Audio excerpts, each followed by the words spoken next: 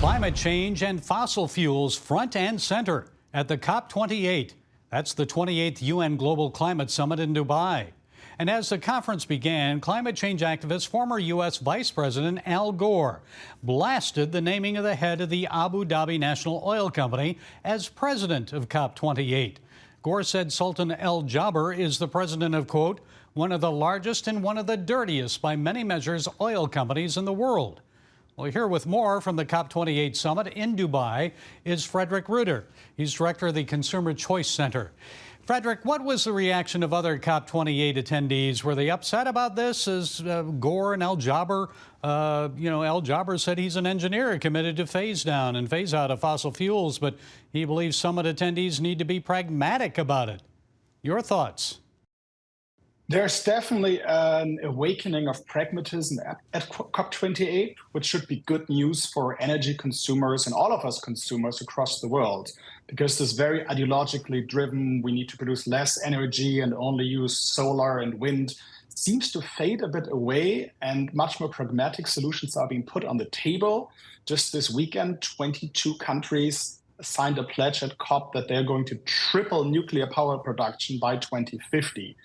So there is a new kid in town. It's an older kid. It's called nuclear, but it's back at the table. And that might really help us to produce more clean, but also affordable energy. Well, it seems like there's a bit of an awakening here. Less than 4,000 people attended the first Global Climate Summit back in 1995.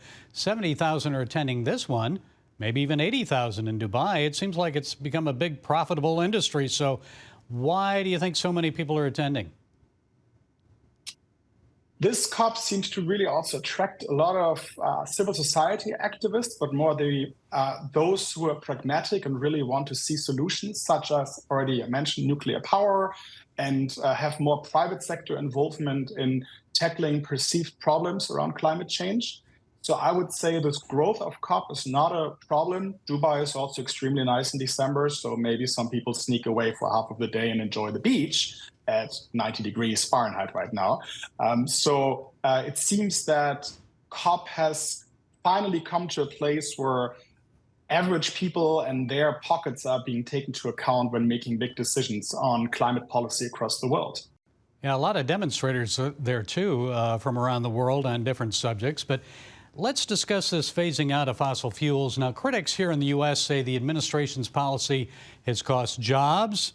It's moved the United States away from energy independence, and many say we're not there yet with electric vehicles, sustainable energy. So do you agree or disagree? Technology neutrality should be a core tenet of any policy making. Politicians cannot decide when a technology is ripe for a general adoption, and consumers should choose if they buy a car with an internal combustion engine or a big battery being an electric vehicle.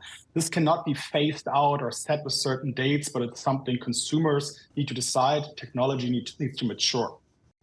But isn't there a way of leading, though, on these issues to move people in a direction where it's better for everyone?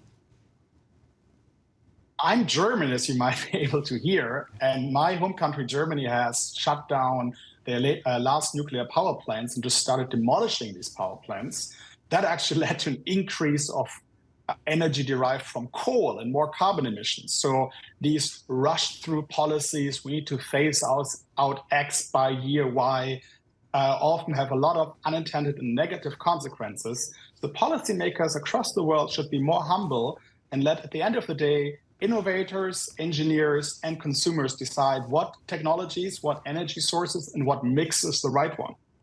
Yeah, the French never did shut down theirs, and look where they are now. So critics They're exporting it to Germany. Yes. And critics of the climate change activists say many of the leaders of the movement are hypocrites because they preach reducing emissions while jetting their way from the U.S. and Europe to Dubai on private jets. And then the Biden administration considers banning gas stoves. And then you see Kamala Harris posting a Thanksgiving photo on X, which showed her in the kitchen with her husband and a noticeable gas stove seen in the background. So many people respond to these edicts with skepticism when the attitude from the elite is rules for thee, but not for me. What do you think? Yeah, this plans around gas stove bans definitely hit the socially most vulnerable and small businesses, small restaurants. There's always these stories about the private jets and big government jets descending into Davos or the COPs, and that definitely doesn't look good in the optics, because these jets are not even fueled with sustainable aviation fuels derived from, I don't know, palm oil or whatever, but just pure kerosene. So therefore, it is important to make policies that consumers and average consumers can agree with, and their pockets can also pay for. And a lot of these new green policies are just not feasible for the broad public, and that often then leads to election backlash. Okay, more pragmatism coming out of COP28.